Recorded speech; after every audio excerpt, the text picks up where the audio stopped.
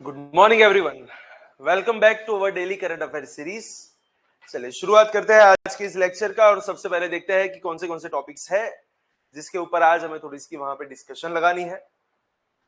तो चलिए करते हैं शुरुआत। The first topic about today's current affair that is अपना घर इनिशिएटिव। जो मिनिस्ट्री ऑफ पेट्रोलियम है उन्होंने एक नया इनिशिएटिव वहां पे शुरू किया है जिसका नाम है अपना घर इनिशिएटिव। तो एग्जैक्टली देखते हैं कि क्या है ये इनिशिएटिव।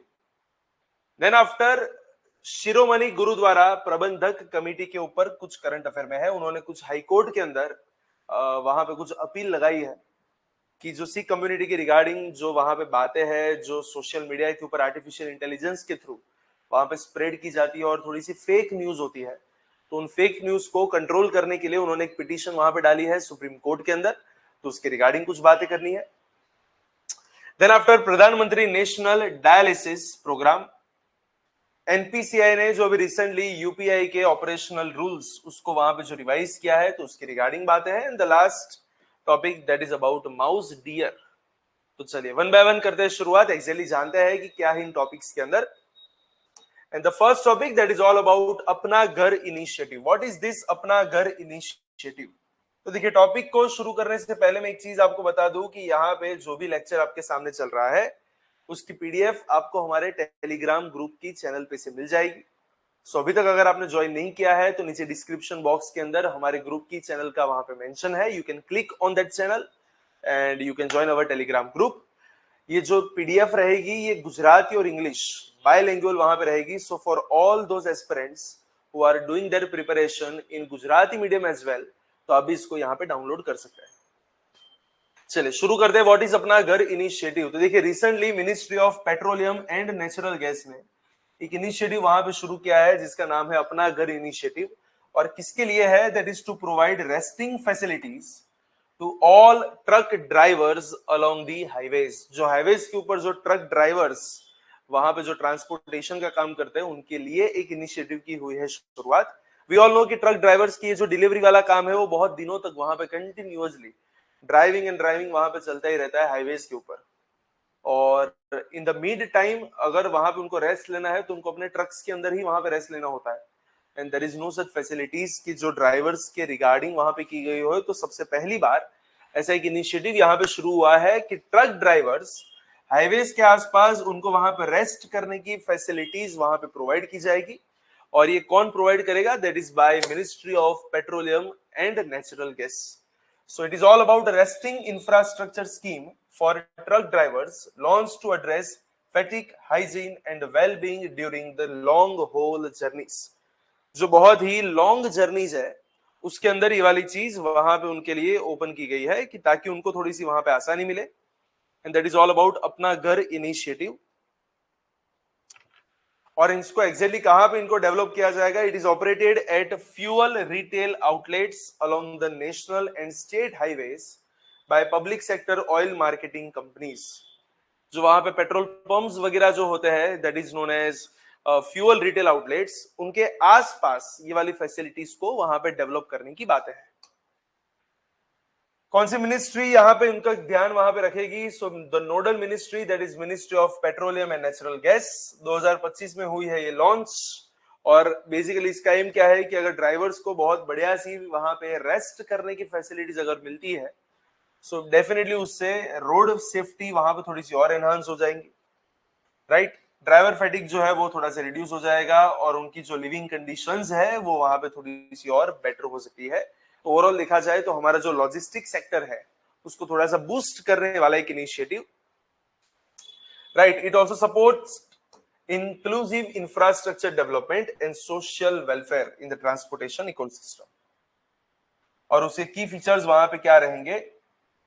सो देखिए, अगर हम कवरेज की बात करें तो एक वाइड स्प्रेड कवरेज यहाँ पे रहेगा about 368 rest houses with 4611 beds. तो लगभग 4500 बेड्स के आसपास की यहाँ पे फैसिलिटी प्रोवाइड करनी है। देयर विल बी डॉर्मिटरीज, जो एक रूम के अंदर बहुत से अलग अलग बेड्स वगैरह होते हैं उनके रेस्ट करने के लिए। सो 10 से लेके 30 बेड हर एक डॉर्मिटरीज के अंदर वहां पे होंगे।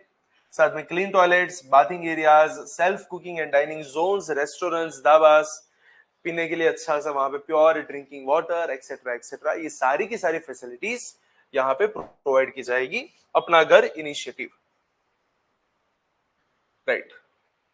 और देखा जाए तो यहाँ पे टेक्नोलॉजी इंटीग्रेशन भी यहाँ पे चलेगा, जहां पे बुकिंग हो गया, फीडबैक है, ड्राइवर एंगेजमेंट है, तो इन सब के ऊपर वहां पे कुछ एप्लीकेशंस बनाई जाएगी, मोबाइल एप्लीकेशंस, जिससे ये सब चीजें भी यहाँ पे हो सकती है। और एग्जैक्टली कहाँ पे इसका इम्प्लीमेंटेशन होगा, it's a public private implementation, so it is built and managed by oil marketing companies at retail fuel stations। और ये पूरा का पूरा यूजर सेंट्रिक वहां पे डिजाइन रहेगा। सिग्निफिकेंस क्या है, तो भैया जो ड्राइवर की जो हेल्थ है, हाइजीन है, और on the basis of that जो रोड सेफ्टी है वो वहां पे थोड़ी सी और एनहांस हो सकती है। एंड बोल सकते हैं कि जितने भी ये ट्रांसपोर्ट सेक्टर के अंदर जितने भी लोग वहां पे काम करते हैं, उनके लिए कुछ डिग्निफाइड वर्किंग कंडीशन हम वहां पे प्रोवाइड कर सकते हैं। और अगर डेफिनेटली अगर आप कहीं पे ऐसी रेस्टिंग फैसिलिटीज को डेवलप कर रहे हैं, तो पूरी सप्लाई चेन को वहां पे बेनिफिट्स मिलने वाला है। And that is all about अपना घर इनिशिएटिव। और नेक्स्ट टॉपिक पे जाने से पहले मैं आपको बता दूं, पीडी गुरुकुल गांधीनगर एंड अहमदाबाद दोनों सेंटर्स के ऊपर लास्ट मंथ भी नई बैचेस की हो चुकी थी शुरुआत। And from the day after tomorrow नई बैचेस की ब्रांचेस पे हो रही है शुरुआत, from the day after tomorrow, right. So अभी तक अगर आपने एनरोलमेंट नहीं करवाया है तो इस नंबर के ऊपर आज ही आप एनरोल करवाए। You can also fill up the form which is given in the description box so that our staff member will coordinate with you. All those queries, all those questions regarding the civil services examination, कुछ भी अगर आपके कुछ भी यहाँ पे questions वगैरह है तो आप हमारे स्टाफ मेंबर्स को वहां पे पूछ सकते हैं। आपकी सारी की सारी क्वेरीज वहां पे दूर हो जाएगी। प्लस आपको यहाँ पे 3 डेज के फ्री डेमो सेशंस मिलेंगे, अप टू 50% स्कॉलरशिप। और स्कीम जो है वो इस महीने के लिए है, तो अभी तक अगर एनरोलमेंट नहीं करवाया है तो आज ही वहां पे एनरोलमेंट करवाए और इस स्कीम का वहां पे लाभ ले। एक बार अगर स्कीम खत्म हो गई उसके बाद वो वापस नहीं आएगी। सो फटाफट एनरोलमेंट करवाए, फटाफट इस नंबर के ऊपर कांटेक्ट करें and you will get 3 demo sessions free as well as up to 50% scholarship. चलिए नेक्स्ट टॉपिक के ऊपर आगे बढ़ते हैं। That is all about Shiromani Gurdwara Prabandhak Committee and what is that in the context. अभी कंटेक्स्ट में एग्जैक्टली वहां पे है क्या, तो इस कमेटी को अपने शॉर्ट में बोलेंगे SGPC, that is Shiromani Gurdwara Prabandhak committee. SGPC ने रिसेंटली सेंट्रल गवर्नमेंट को वहां पे एक रिक्वेस्ट की है कि जितने भी आर्टिफिशियल इंटेलिजेंस के थ्रू, उसके जितने भी प्लेटफॉर्म्स है उसके through Sikh teachings, history and Gurbani के रिगार्डिंग जो मिस इन्फॉर्मेशन स्प्रेड होती जा रही है, उसके रिगार्डिंग आपको कुछ ना कुछ रेगुलेशन करने चाहिए। और यही बात उसने सुप्रीम कोर्ट के अंदर भी वहां पे रखी है। That is about SGPC, Shiromani Gurdwara Prabandhak committee. The main concern is about कि भैया आर्टिफिशियल इंटेलिजेंस के थ्रू जो भी वहां पे मिस इन्फॉर्मेशन को स्प्रेड किया जा रहा है about the religion, about the teachings, about the history, about the Gurbani, तो इन सबको यहाँ पे बंद करने के लिए कुछ रेगुलेशंस लगाने की जरूरत है। And that is their request, right. और एक्चुअली SGPC है क्या, it is an apex elected body of Sikhs that manages historical gurdwaras. जो हिस्टोरिकल गुरुद्वारा है उनको मैनेज करते हैं। और इंडिया में सिख रिलीजन के रिगार्डिंग जो भी अफेयर्स वहां पे, जो भी बाबतें वहां पे आती है, तो इन सबको मैनेज करने के लिए एक एपेक्स बॉडी बनाई गई है जिसका नाम है SGPC, right. And it is under the spiritual guidance of Shri Akal Takht Sahib. सो उनके अंडर में यहाँ पे ये वाली कमिटी जो है वो यहाँ पे काम कर रही है। एस्टैब्लिशमेंट कब हुई थी, it was established in the year 1920। 1920 के आसपास जो भारत में गुरुद्वारा रिफॉर्म मूवमेंट वहां पे चली, उसके अंडर में इन कमेटी को वहां पे एस्टैब्लिश किया गया था। और उसे लीगली रिकॉग्नाइज कब किया गया, अंडर सिख गुरुद्वारा एक्ट 1925। और हिस्टोरिकली अगर हम बात करें तो एग्जैक्ट इनका इमरजेंस हुआ था क्यों, क्योंकि उन्हें बेसिकली जो गुरुद्वारा के अंदर जो उदासी महंस वगैरह होते थे, एक तो उनको हटाने के लिए, और दूसरा जो British control of Sikh shrines वहां पे चल रहा था, तो उसको भी वहां पे हटाने के लिए इस कमिटी को किया गया था एस्टैब्लिश्ड। और उसके बाद जो नानकाना साहेब मसैकर वहां पे हुआ, अदरवाइज जो गुरु का बाग मोर्चा है, जो जाइतो मोर्चा है, इन सब के अंदर देखा जाए तो SGPC का कंट्रीब्यूशन बहुत बढ़िया से रहा है, जो आपको हिस्ट्री के अंदर आपको मिलेगा, मॉडर्न हिस्ट्री के अंदर। और अगर आज की तारीख में अगर हम बात करें तो it has become a symbol of religious autonomy and community self governance for the Sikhs. और आज देखा जाए तो लगभग 200 से भी ज्यादा गुरुद्वारा को यहाँ पे एडमिनिस्टर किया जा रहा है by SGPC under the section 85 and 87 of Sikh Gurdwaras Act 1925 plus 191 member house के बीच में कुछ इलेक्शन भी यहाँ पे कंडक्ट करवाते हैं, जो इस बात को इंश्योर करता है कि यहाँ पे सबको इक्वल रिप्रेजेंटेशन मिलना चाहिए। प्लस सिख रिलीजन के रिगार्डिंग जितनी भी एजुकेशनल इंस्टीट्यूशंस है, मेडिकल सेंटर्स है, पब्लिकेशंस है, अवेयरनेस कैंपेन्स है, इन सबको मैनेज करने का काम भी वहां पे एसजीपीसी के द्वारा होता है। So that is about SGPC and it acts on sacrilege, misinformation and challenges to Sikh spiritual and cultural heritage. Sikh religion के स्पिरिचुअल और कल्चरल हेरिटेज के सामने अगर कुछ भी वहां पे समस्याएं आती है, कुछ भी मिस इन्फॉर्मेशन उनके रिगार्डिंग वहां पे स्प्रेड की जाती है, तो इन सबको मैनेज करने का काम भी यहाँ पे एसजीपीसी के द्वारा होता है। और एक्चुअली हमने जो बात की व्हाट इज गुरुबाणी या फिर गुरुवाणी, द वर्ड वाज गुरुवाणी, लेकिन यहाँ पे उसका थोड़ा सा भ्रंश हो गया और उसको गुरुबाणी बोला जाता है। What is Gurbani? तो गुरु का मतलब होता है कि जो आपके गुरु है वो, और बाणी का मतलब होता है कि उनके द्वारा बोला गया कुछ भी, that is known as Gurbani. तो यहाँ पे what is the exact Gurbani? Gurbani refers to the sacred hymns and verses composed by gurus. गुरु के द्वारा जो भी श्लोक या प्रार्थनाएं, जो भी पवित्र श्लोक या प्रार्थनाएं वहां पे फ्रेम की गई है, उन सब के लिए वहां पे वर्ड यूज होता है Gurbani. Primarily found in the गुरु ग्रंथ साहिब, जिसका ओरिजिनल में नाम था आदि ग्रंथ Sahib, Adi Granth, and then after the word change to Guru Granth Sahib, उसके अंदर इनका मेंशन है, which is the central scripture of Sikh faith. It is considered the divine word revealed by the gurus and is the spiritual and moral guide for all the Sikh people. इसको इस तरीके से consider किया जाता है कि गुरु द्वारा बोले गए कुछ पवित्र शब्द है और इसी को सारे के सारे सिख कम्युनिटी को वहां पे फॉलो करना है। That is all about Gurbani, right. और अगर हम गुरबाणी के कुछ की फीचर्स की बात करें तो डेफिनेटली एक तो पहली चीज ये, तो ये डिवाइनली इंस्पायर्ड बोल सकते हैं, क्योंकि जो गुरु है उन्होंने खुद यहाँ पे बोला है, it is not a manmade literature. Second, it is compiled in the गुरु ग्रंथ साहिब। जितने भी गुरबाणी वगैरह है वो इस गुरु ग्रंथ साहिब के अंदर वहां पे उनको प्रिजर्व किया जाता है, राइट। वहां पे सिख गुरुज की अलग अलग हाइम्स वगैरह जो है उसको यहाँ पे प्रिजर्व की गई है। और कौन सी स्क्रिप्ट में इनको लिखा गया है? It is written in Gurmukhi script, right. तो जो गुरु अंगद है जिनके द्वारा गुरुमुखी स्क्रिप्ट को वहां पे इन्वेंट किया गया था, उसी स्क्रिप्ट के अंदर ये वाली जो गुरबाणी है उसको यहाँ पे लिखा गया है, और जो इसीलिए उसको जो है वो संत भाषा भी बोला जाता है, right. So that is all about SGPC, जो अभी रिसेंटली वहां पे न्यूज पे था। In the main the thing was that in context it was about कि जो भी यहाँ पे एआई के थ्रू, आर्टिफिशियल इंटेलिजेंस के थ्रू वहां पे जो मिस इन्फॉर्मेशन को स्प्रेड की जा रही है उसको वहां पे स्टॉप किया जाए। That is the biggest thing. उसके बाद एक प्रोग्राम जो भी रिसेंटली यहाँ पे दिखाई गया है जिसका नाम है Pradhan Mantri national dialysis programme. What is this national dialysis programme about? Already India के अंदर ऐसा प्रोग्राम वहां पे है और उसको वहां पे एक्सटेंड किया गया है recently. The government of India has extended this programme to 751 districts across all 36 states as well as union territories। सबको पता है we have 28 states and 8 union territories, total लगा दो तो वहां पे टोटल है अपना 36।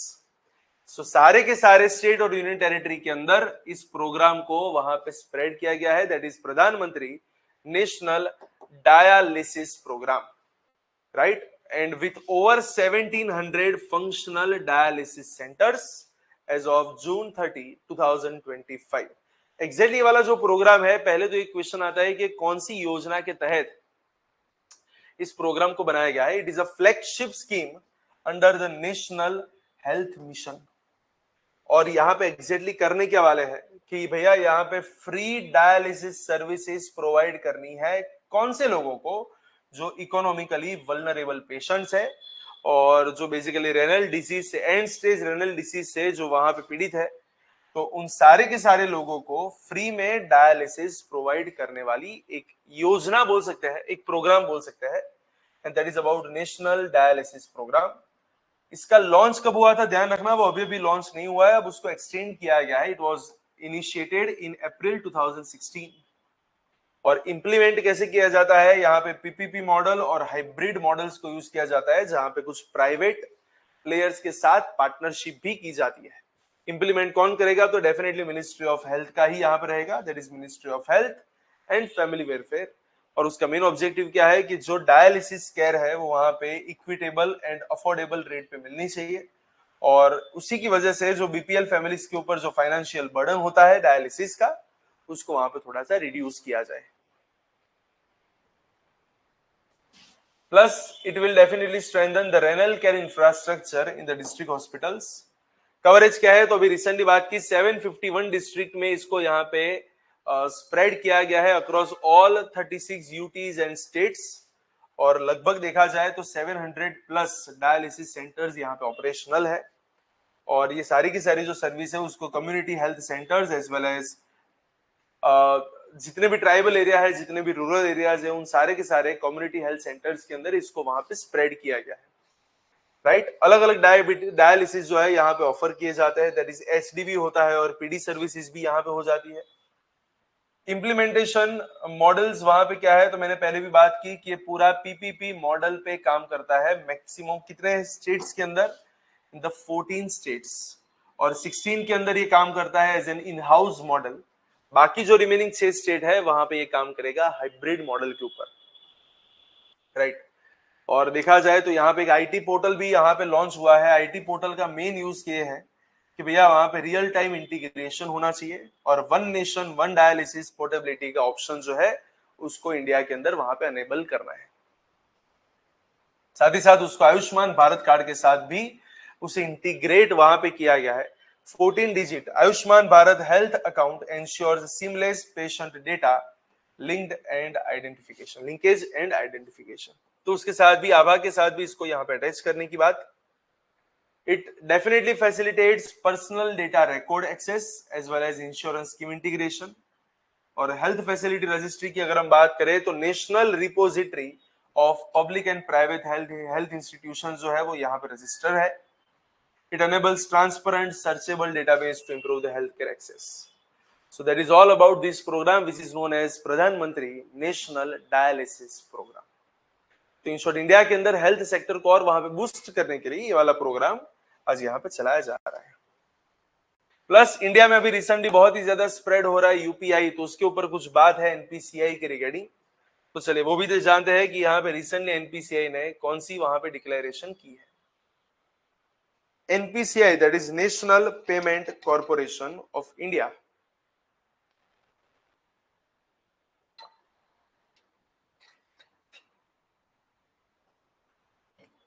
देखिए, the National Payment Corporation of India that is NPCI, उसने अगस्त 2025 से कुछ यूपीआई के ऑपरेशनल रूल्स को वहां पे किया है रिवाइज। तो वो क्या क्या यहाँ पे रिवाइज हुआ है उसके ऊपर कुछ करनी है हमें बातें। वी ऑल नो कि भैया unified payment interface that is UPI which is a technology जो आज इंडिया में बहुत ही बढ़िया सी चलती है, और इस टेक्नोलॉजी के अंदर कुछ रूल्स को यहाँ पे रिवाइज करने की कुछ बातें हैं। ध्यान रखना, ये जो यूपीआई की टेक्नोलॉजी है उसे डेवलप ही किसने किया है, it is developed by NPCI itself. और उसके यहाँ पे जो रिवाइज्ड रूल्स है उसको क्यों वहां पे लाया गया है, उसका एम क्या है, aim at reducing transaction lags as well as system overloads during the peak hours. Peak hours के अंदर जो बहुत ही ज्यादा ट्रांजेक्शन लैग हो जाते हैं, ट्रांजेक्शन फेल हो जाते हैं, प्रोसेस बहुत ही स्लो हो जाती है, तो इन सबको वहां पे दूर करने के लिए ये वाली एक चीज यहाँ पे लाई गई है। सो एक्चुअली यहाँ पे है क्या, तो पहले तो इंट्रोडक्शन है कि भैया यूपीआई जो है वो इंडिया का भी बहुत ही बढ़िया सा एक डिजिटल पेमेंट प्लेटफॉर्म है जो peer to peer and peer to merchant transfers को वहां पे फैसिलिटेट करवा रहा है। और कब से ये वाले रूल्स को वहां पे इफेक्टिव करने की बात है, so it is effective from the 1st of August across all UPI applications, जैसे कि फोन पे हो गई, गूगल पे हो गया, पेटीएम में हो गया, हर एक के ऊपर इसको वहां पे इंप्लीमेंट करने की बात। और यहाँ पे मेन इसका ऑब्जेक्टिव क्या है कि भैया प्रोसेसिंग थोड़ी सी फास्ट होनी चाहिए, फ्रॉड वहां पे दूर होने चाहिए, और जो लोड वगैरह है उसको थोड़ा सा वहां पे बैलेंस करना है। तो एग्जैक्टली आपको कौन से रूल्स को यहाँ पे रिवाइज किया गया है? पहले तो एक तो बोला गया है कि users can check the balance up to 50 times per day. आप इतनी बार बैलेंस को वहां पे चेक कर सकते हैं per app. Advice to avoid during the peak hours, वो सिर्फ एडवाइस देंगे कि भैया पीक आवर्स के अंदर ये सब मत करें, otherwise you can check up to 50 times. जो ऑटो डेबिट की बहुत बड़ी समस्या है उसको यहाँ पे डील की गई है। Auto debit mandates will now be executed only during the non-peak hours before 10 a.m., 1 to 5 p.m. and after 9:30 p.m. Otherwise उसको वहां पे आप नहीं कर सकते हो एक्टिव। ट्रांजेक्शन स्टेटस चेक की अगर हम बात करें तो it is limited to 3 status check पर transaction within a minimum 90 seconds gap. 90 seconds gap के अंदर वहां पे आप 3 बार वहां पे आप स्टेटस को चेक कर सकते हैं, that is between each attempt. Linked account inquiries kept at 25 account checks per day per app. ये जितने भी यहाँ पे डेटा है उसको आपको थोड़ा सा वहां पे ध्यान में रखना है। एंड बेनिफिशियरी नेम प्रीव्यू की अगर हम बात करें, the registered bank name of the recipient will appear before the final confirmation. Final confirmation से पहले जो ऑफिशियल नेम बैंक के अंदर रजिस्टर्ड हुआ है उसको वहां पे शोकेस करना पड़ेगा, ताकि एरर्स और फ्रॉड जो है उसको वहां पे कम किया जा सके। And that's it, that is all about the recent revised rules of UPI by NPCI, National Payment Corporation of India. And now there is a last topic and that is all about mouse deer. ऐसा एक mouse जो दिखता dear के जैसा है, उसके regarding यहां पे कुछ बात करनी है। The elusive silver backed chevrotain, the word is known as chevrotain, और शेवरोटेन को ही अपने दूसरे कौन से नाम से जानते हैं? It is also known as mouse deer. Thought extinct over 30 years has been rediscovered. 30 साल पहले, मतलब कि बोल सकते हैं कि लास्ट पिछले 30 साल से ऐसा माना गया था कि ये जो माउस डियर है ये शायद एक्सटिंक्ट हो चुके हैं, बट वहां पे रिसेंटली कुछ रीडिस्कवर्ड उनको किया गया है। कहां पे? In the forest of southern Vietnam. ध्यान रखना, ये प्रीलिम्स के अंदर ये वाला क्वेश्चन पाया जाता है कि जो अभी रिसेंटली सिल्वर बैक्ड शेवरोटिन या फिर जो माउस डियर वहां पे डिटेक्ट हुए हैं वो कौन सी जगह पे डिटेक्ट हुए? क्या वो इंडिया में डिटेक्ट हुए? नहीं, वो बेसिकली वियतनाम के कुछ फॉरेस्ट के अंदर वहां पे उसको डिटेक्ट किया गया है। And it has sparked the global conservation optimism. What is actually this mouse deer? Mouse deer, जिसको अपने यहाँ पे बोलते हैं chevrotain, is the world's smallest hoofed mammal belonging to the family of tragulid. Tragulid की फैमिली में से बिलोंग करने वाला वर्ल्ड का सबसे छोटा सा हुफ्ड मैमल है जिसको बोलते हैं माउस डियर। वैसे देखा जाए तो यहाँ पे माउस और डियर दोनों के आपको फीचर्स दिखाई देते हैं, तो एक्चुअली पता नहीं चल रहा है कि दोनों में से है क्या, लेकिन इसको माउस की तरह ही वहां पे ट्रीट किया जा रहा है। And this are the different scientific names. थोड़े टेक्निकल वर्ड्स है but this are the names. कुछ लेसर माउस डियर्स है, कुछ ग्रेटर माउस डियर है, और कुछ सिल्वर बैक्ड शेवरोटेन है। तो सबके वहां पे कुछ साइंटिफिक नेम्स वगैरह यहाँ पे है। हैबिटाट की अगर हम बात करें तो जैसे कि वियतनाम है, और अगर वियतनाम की अगर आप जियोग्राफिकल लोकेशंस को देखेंगे तो it is found in tropical and subtropical forest of South and South East Asia. India, Vietnam, Thailand, Sri Lanka, उसके आसपास ये सब मिलते थे, लेकिन रिसेंटली अगर हम बात करें तो कहां पे डिटेक्ट हुए हैं? वियतनाम के अंदर। प्लस उनके कुछ अफ्रीकन कजिन्स भी है जो western and central African rain forest के अंदर वहां पे पाए जाते हैं। राइट।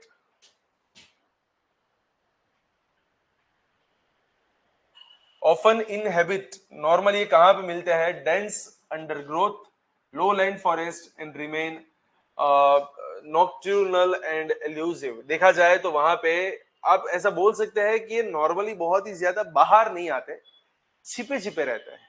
राइट। तो आपको इतने जल्दी इजीली ये डिटेक्ट आप नहीं कर पाते इनको। और उनके अगर कुछ बायोलॉजिकल एंड बिहेवियरल ट्रेट्स के बारे में बात करें, so lack modern thermoregulation mechanisms which are found in the advanced artiodactyls, जो नॉर्मली एडवांस्ड आर्टियोडेक्टिल्स के अंदर वहां पे पाया जाता है, वैसा मॉडर्न थर्मो रेगुलेशन यहाँ पे इन माउस डियर्स के अंदर आपको नहीं मिलता है. And they are known for that ability to submerge underwater for some minutes to evade the predators. Predators से बचने के लिए वो कुछ मिनट के लिए खुद को अंडर वाटर वहां पे डाल सकते हैं. Right. And what is their feeding habits? So they are primarily herbivorous, feed on the fruits, leaves and soft plants. जो कि जो अफ्रीकन वाले हैं वो कुछ इंसेक्ट्स, क्रैब्स और मीट वगैरह जो है उसको वहां पे कंज्यूम करते हैं. अदरवाइज जो नॉर्मली ये माउस डियर जो south Asia and South East Asia में पाए जाते हैं वो नॉर्मली हर्बिवरस कंपैरेटिवली ज्यादा है. And that's it, that is all about this mouse dears. So that's it. आज का ये लेक्चर जो है उसको इसी के साथ यहाँ पे कर रहे हैं. जाते जाते वापस एक बार आपको बता दूं कि PD Gurukul Gandhinagar as well as Ahmedabad दोनों ब्रांचेस के ऊपर कुछ नई बैचेस की होने वाली है शुरुआत फ्रॉम दिस 15 अगस्त. अहमदाबाद के अंदर डे आफ्टर टुमारो से वहां पे नई बैचेस की होने वाली है शुरुआत. तो अगर अभी तक आपने एनरोलमेंट नहीं करवाया है तो इस नंबर के ऊपर आप आज ही वहां पे कांटेक्ट कर सकते हैं. You will get 3 days free demo sessions and up to 50% scholarship. Right. You can also fill up the form which is given in the description box. And अभी तक अगर आपने चैनल को सब्सक्राइब नहीं किया है then do subscribe for this kind of multiple videos every day, जो कि आपकी प्रिपरेशन को और वहां से बढ़िया सी बना सकता है. चलिए, तो इसी के साथ आज का लेक्चर यहाँ पे करते हैं एंड. कुछ नए टॉपिक्स के साथ, कुछ नए करंट अफेयर्स के साथ वापस एक बार मिलेंगे. तब तक के लिए all the very best for your preparation.